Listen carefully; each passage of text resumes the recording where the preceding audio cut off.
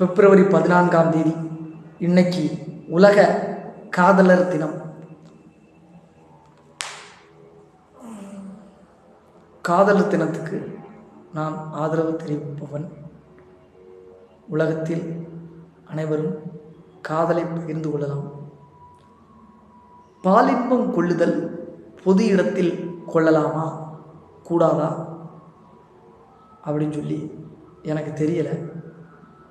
ஆனால் சிற்றின்ப வகை பாலின்பத்தை பொது இடத்தில் கொள்வது குற்றமாக இந்தியாவில் இருக்கிறது. அது அத்துமீறுதல், ட்ரெஸ் பாஸ் அப்படின்னு சொல்லி கூட சொல்லலாம். அல்லது செக்ஷுவல் ட்ரெஸ் பாஸ், பாலியல் அத்துமீறுதல் அப்படின்னு கூட சொல்லலாம். ஆனால் விருப்பம் இல்லாமல் ஒரு பெண்ணோ ஆணோ இருவருக்கு விருப்பம் இல்லாமல் 2 பேருமே மாற்றி மாற்றி அத்துமீறினா அது குற்றம். இந்த மாதிரி காதலர் தினத்தில் பல அத்துமீறல்கள் நடக்கும், விருப்பம் இல்லாமல் கூட. ஆனால் விரும்பி அது பண்ணுறவங்களுக்கு அது அவங்களோட இஷ்டம். அதை காதலிக்கக்கூடாது அப்படின்னு சொல்லி பல சாதி கட்சிகள், இந்து அப்படின்ற ஒரு வர்ணா சிரமத்தில் வந்த சாதி கட்சிகள் தடை செய்கின்றன. அந்த காதலர்களை கொடுமைப்படுத்துகிறார்கள். அவை கடுமையாக கண்டிக்கத்தக்கது, படுமோசமான அயோக்கியத்தனமானது, அது முட்டாள்தனம். இதையெல்லாம் தெரிவித்து அனைவருக்கும் காதலர் தின வாழ்த்துக்களை இந்த வெள்ளிக்கிழமை தெரிவித்துக் கொண்டு, பிப்ரவரி 14 நோபல் பரிசு பெற்ற ஸ்காட்லாந்து விஞ்ஞானி சிடிஆர் வில்சன் அவருடைய பிறந்த தினம் என்று. நோபல் பரிசு பெற்ற விஞ்ஞானி சிடிஆர் வில்சன், வானிலையாளர் Charles Thomson Rees Wilson. Nobel பரிசு பெற்ற விஞ்ஞானி வானிலையாளர் சார்லஸ் தாம்சன் ரீஸ் வில்சன் பிறந்த தினம் என்று வெள்ளிக்கிழமை. ஸ்காட்லாந்தில் பிறந்தார் 1869. இவருக்கு 4 வயதாக இருந்தபொழுது தந்தை இறந்தார். குடும்பம் மான்செஸ்டருக்கு இடம்பெயர்ந்தது.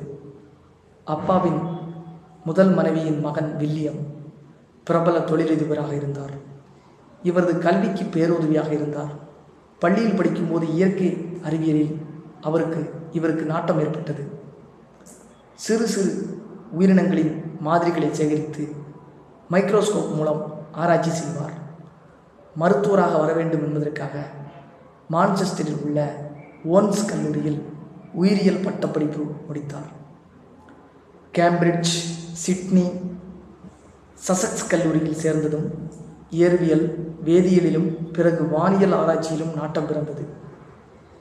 இவரது அண்ணனின் திடீர் மரணத்துக்கு பிறகு அம்மாவுக்கு உதவ வேண்டிய கட்டாயம் ஏற்பட்டது.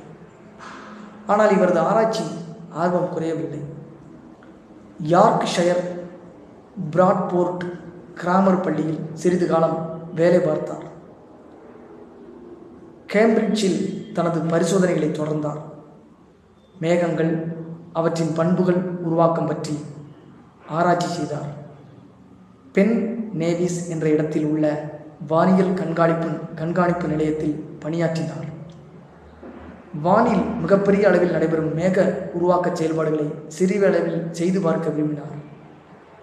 கேம்பிரிட்ஜ் ஆய்வுக்கூடத்தில் மூடப்பட்ட கொள்கலனில்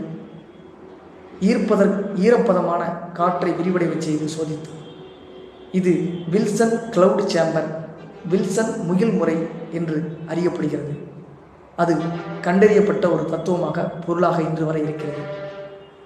மின்னூட்டம் உள்ள துகள்களில் நீராவி எளிதில் படிகிறது என்ற உண்மையை, மின்னூட்டம் உள்ள துகள்களில் இரும்புல நீராவி எளிதில் படிகிறது என்ற உண்மையை அடிப்படையாக கொண்டு செயல்படும் கருவிதான் இது முகில முறை.